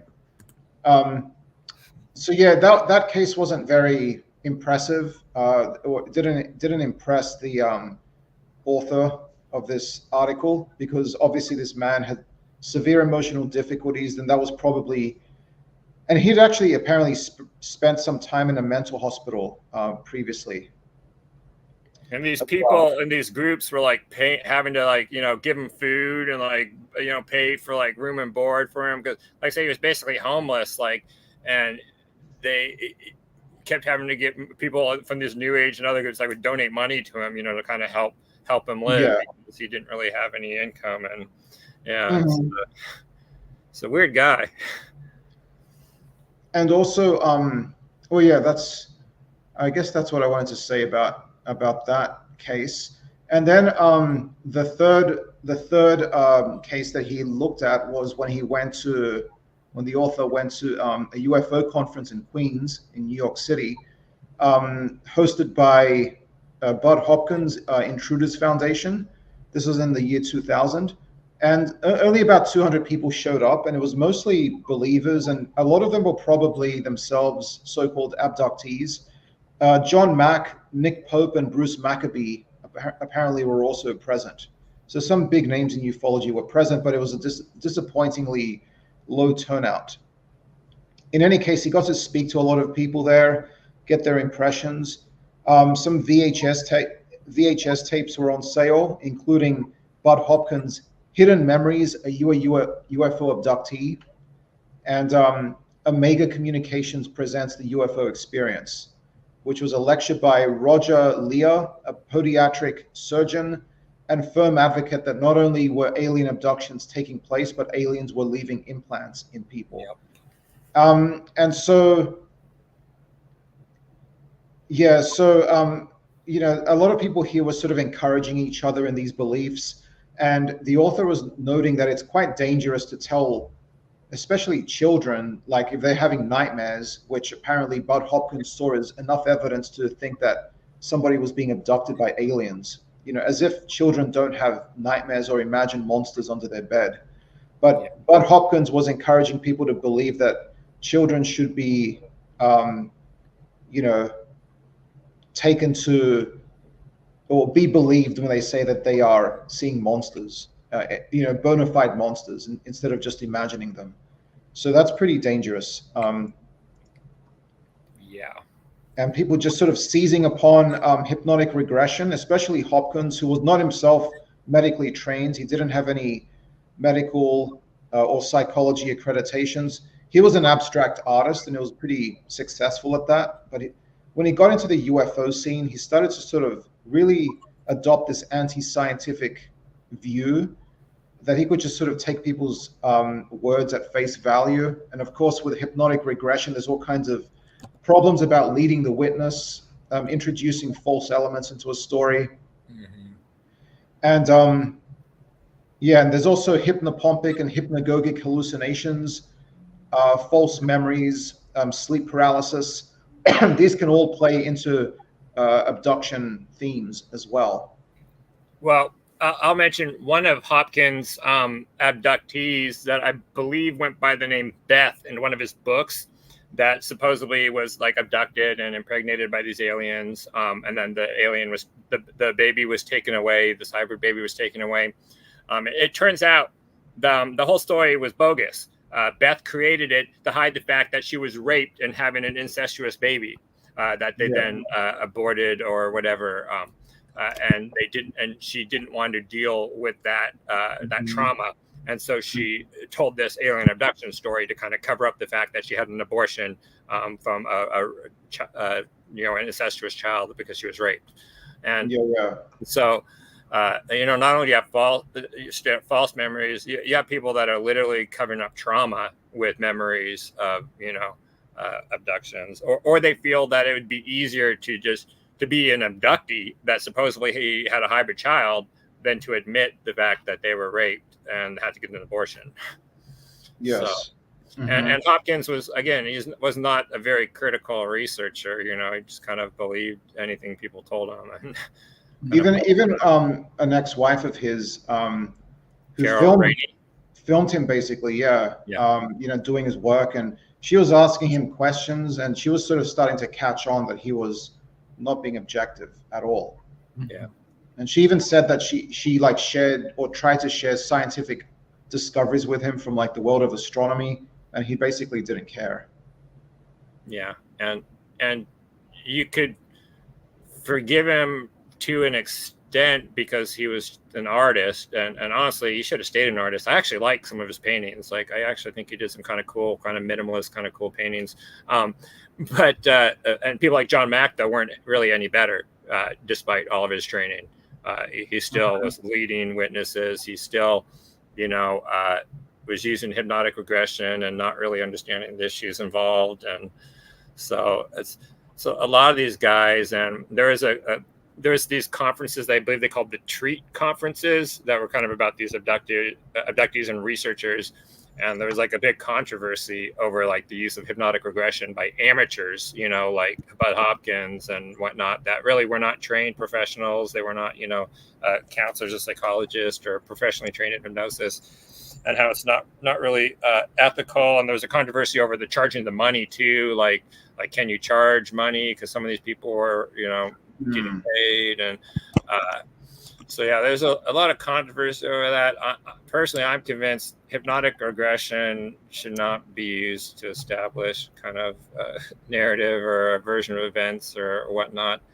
I think perhaps there's maybe limited usability in trying to help bring out some memories, but then that would have to be verified with actual information. like I don't think you can base stories strictly on hypnotic regression, because many times they turn out to be completely false, or if, like you say, you actually see the transcripts or listen to the session by these people like Hopkins and Mack and other people, you can see where they're kind of leading them with questions, like, and you've got to pay attention to it. Like most like people that are kind of, you know, more on the less critical side, you know, don't even notice it, but you can see where they're like, and tell me about the craft. Well, like, who says it was a craft one? Or like, these beans, what did they do to you after? It's like, well, who says there's beans? Like they ask these really kind of almost subtle leading questions that, like, if you really pay attention, you can see, you know, they're kind of leading these witnesses in the directions that they want to go. And yeah, it's wild. I also kind of feel like there's a certain element of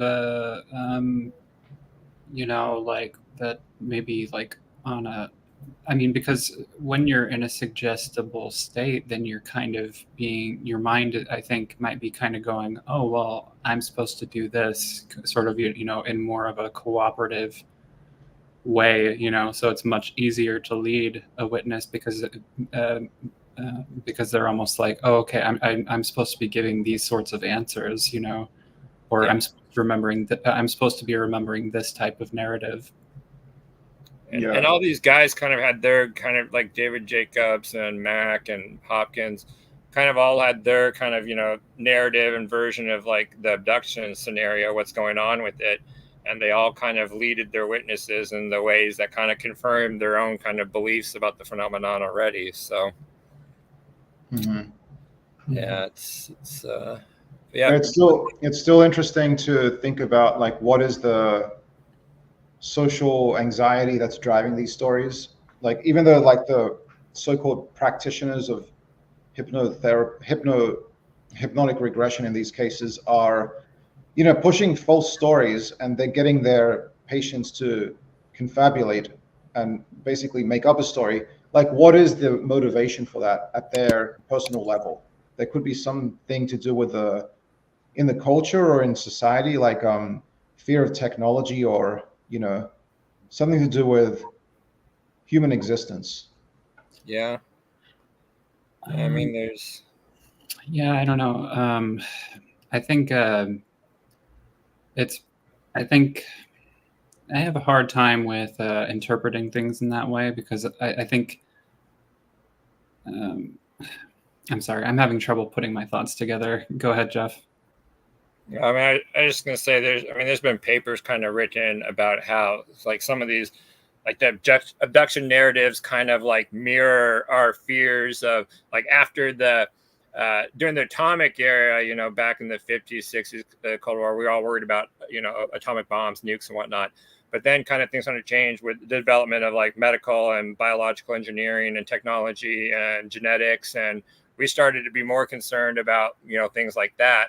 And that's kind of, people have theorized that's mirrored in kind of the abduction narrative, which typically involves things like hybridization, you know, of two species, and things like, you know, the concept of the other. We're seeing the other in the aliens. And I mean, there's all sorts of other people have talked about it being related to kind of racial anxieties and kind of tracing back to kind of colonial slavery kind of narratives of where people were abducted out of Africa. And so, I mean, there's lots of people and kind of papers that have been kind of written trying to tie or correlate the abduction phenomenon to various kind of fears and anxieties that people are experiencing. But I don't know. I think that may be true in various cases, but, you know, each case you kind of got to look at on its own basis, because I don't think that's necessarily happening in all the cases. Like a lot of people with the Hill case kind of almost get angry, the idea, the implication that there was kind of some sort of racial connotations or motives or inspiration kind of behind it, and how it was really just kind of anxieties over an interracial marriage and a relationship in a time period where, you know, it was not all that accepted.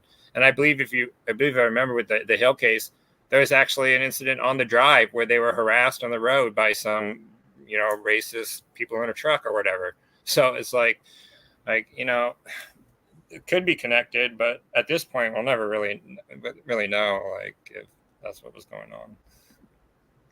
Yeah, there is a paper. I'll have to share it somewhere once I find it, but it basically, talks about abduction narratives in the larger context of Africans being abducted into slavery. And what I found really interesting about that paper is that he isn't trying to draw, like, he's not trying to provide a cause for the abduction narrative, but he's just showing how you can't really understand the abduction narrative without also like looking at and acknowledging the existence of these other earlier abduction narratives in Western culture. And I mean, when you examine, the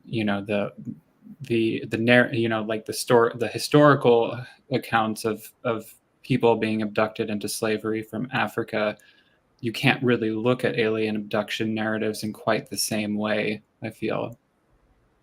And plus, there's also, just as Eddie Ballard has pointed out, a long tradition of these supernatural traditional kidnapping narratives, with all sorts of other kind of supernatural creatures like the Fae, There's also abduction narratives around wild men and like Sasquatch type characters. Yeah, so long before UFOs, there was this long tradition of these supernatural kidnapping narratives, and it's just kind of almost been kind of replaced with it's aliens now doing the kidnapping, instead of the Fae or the wild men or gnomes or whoever is doing the kidnapping. Yeah, and I mean, it's interesting too because we've just talked about like a bunch of different types of abduction narratives, and some of them, like being abducted by apes or being abducted by wild men, have more like overt sort of racist overtones, and there's also the abductions by demons as well, which is connected somewhat to possession and also probably in some ways related to fairy lore too. And I remember reading Jacques Vallée talked about this. I don't remember where. It might have been in like Revelations or something like that. But he's basically comparing like how people, including experts and stuff like that in like 17th century America, were talking about witches and comparing that to the science of abduction in the 1990s. Yeah. I don't really have a point there. Just kind of rambling about it. Yeah, I'd recommend checking out Thomas Ballard's paper, UFO Abduction Reports, The Supernatural Kidnap Narrative Returns in a Technological Guise. And, you can kind of argue that that's kind of what the whole UFO topic is. It's just kind of like a repeat of things that people have seen in the skies always, just kind of repainted with the new modern technological guise kind of to it. We see things and interpret them, in the context of things we're familiar with from our time period. So that's, why we see the kinds of craft we do now. They saw airships back then.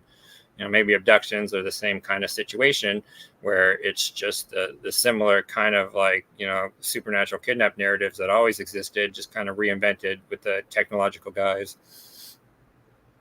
Mm-hmm.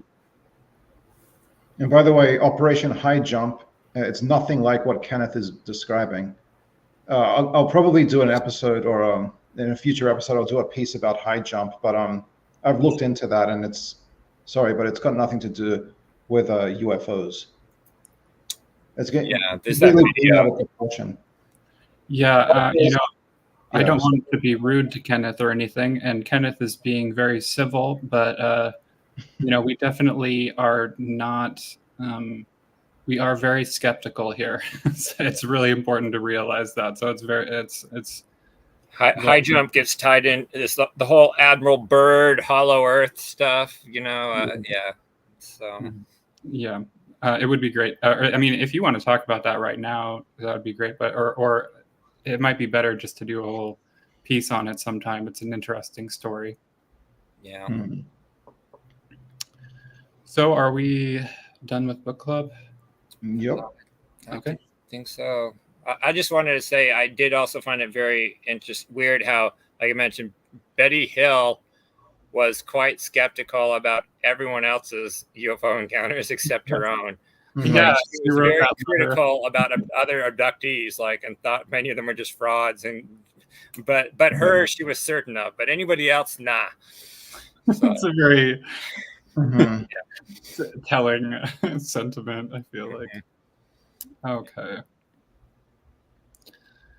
And for our final story, a great horned owl was caught in a soccer net in University Place. On Monday, a group of brothers playing soccer discovered a great horned owl stuck in a soccer goal net in University Place, which is on the Puget Sound in Washington State, near Tacoma. The boys and their parents, Andy and Jenna Daly, rescued the owl after placing a towel over them to keep them calm. They named the owl Eleanor. Before we go, if you enjoy this show, we would like you to please consider subscribing to our channel, Ufo Sunset.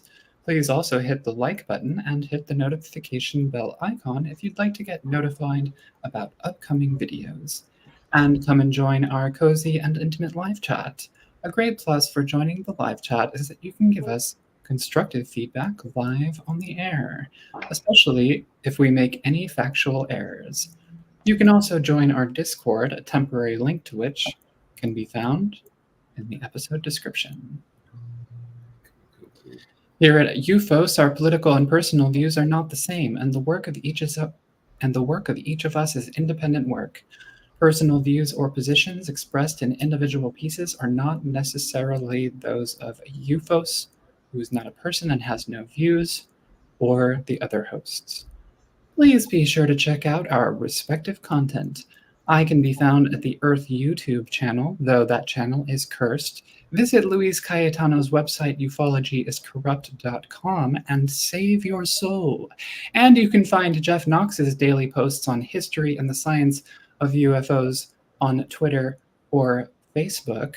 Jeff Knox spends all of his time studying UFOs, and he doesn't make any money off of it. He is the master of disclosure ceremonies. Please consider visiting his Patreon page and becoming his patron. Thank you, Jeff. Can I add one thing real quick? Oh, of course. Yeah, I just wanted to point out that because these cases have not happened yet, as far as today's date is the 18th, I have not posted them to Twitter yet. So tonight I'll be posting that Donnybrook case, and on the 24th I'll be posting this Minot case I just covered today. So you'll be able to see all the sources and everything within a few days. You just have to hang in there. I just wanted to do this case a little early because it kind of has similarities with other missile man cases. So, yeah. Right. Thank you, Jeff. Oh, shoot. Hold on. Just give me a second here. I'm having technical. By the way, do you want to hear a great horned owl? Yes, please.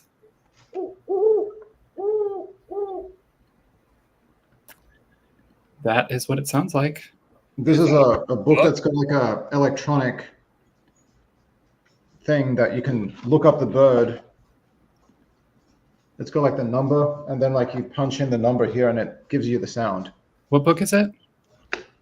Bird Songs, 250 North American Birds in Song. That's awesome. Cool. I like it. I would open that up and hack it and replace the audio files with something else. And so when you're playing an owl, it actually says, Luis Elizondo, buy my autographed book, Imminent. Yeah, I've heard great horned owls in real life because I saw one last year, most recently, in South Portland by Oaks Park, and that's exactly what it sounded like. It was sitting in a tree, and all these people were gathered around looking at it, and it was just sort of offering its wisdom. I don't know what kind of owl it was, but I saw when I had those green fireball sightings down by Vancouver Lake, there was an owl just kind of on a tree post, kind of like just next to me, just kind of looking down at me the whole time, like watching me. So maybe it was an alien spaceship and the owls were the screen memory because I was abducted by the green fireball. We'll never know, but I saw an owl and a green fireball the same night, same place. I also saw a barred owl a few times. I've seen barred owls here in Portland, and the barred owl, that's Barred. One of them actually attacked me one time in the park when I was walking around at night, but fortunately I was wearing a hat because it like grabbed onto my head and then flew off. And then another barred owl was actually stalking me, and so it was fortunate that I saw the owl. Like it flew over my head, did the sort of Mothman thing, you know, completely silent, but I saw the silhouette in my upper peripheral vision. And so I like immediately turned on my cell phone light, and I was able to locate the owl, and it was in fact a barred owl. I'll try to find the images of that sometime for you. I only get stalked by crows, and that's because they're psychopaths. Crows have stalked me too. They're crazy. They remember you, and they hold grudges like forever. So, Yeah, you know, I've had in Seattle years back, there were crows. They would just follow me and caw at me and like lunge at me, you know, like, I don't know, maybe they thought I was a red-tailed hawk or something. Okay. Thank you, Jeff. Thank you, Luis. Thank you, everybody. Amy. Thank you, Tim. Thank you for joining, Kenneth. And Swink, at least at the beginning. Swink. Hi, Swink. Thanks for stopping by. Thank you to Kevin and Ben. Please also consider supporting Jeff's Ko-Fi if you don't want to become a patron, by the way. Yeah, I believe it's just UFO History. ko-fi.com/UFO History. So. Okay. Yeah. Sounds right. Cool. Sounds good. All right. And in the words of the disc,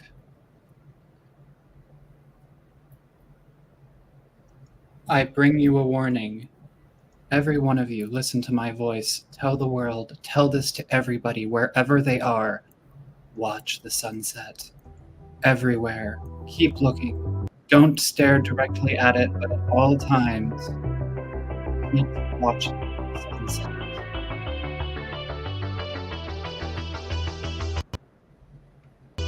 I always stare at the sun. It's good for you.